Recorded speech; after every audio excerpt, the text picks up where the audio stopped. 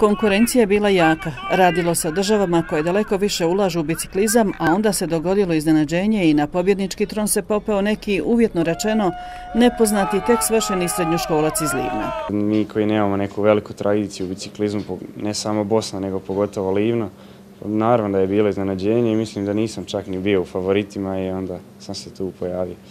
I pozlatio.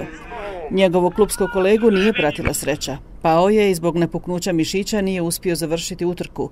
No kako reče, i srce i duša su mu puni. Ponosan sam na svoju reprezentaciju, na svoj klub, pogotovo na Antonija i na Marinu koji su stvarno bili odlični u svojim kategorijama.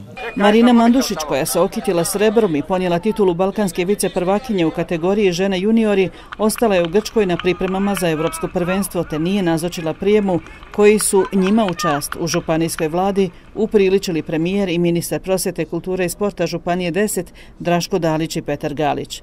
Obećali su financijsku potporu Livanjskom klubu za organizaciju državnog prvenstva u brskom biciklizmu koje će u Livnu biti održano 19. srpnja.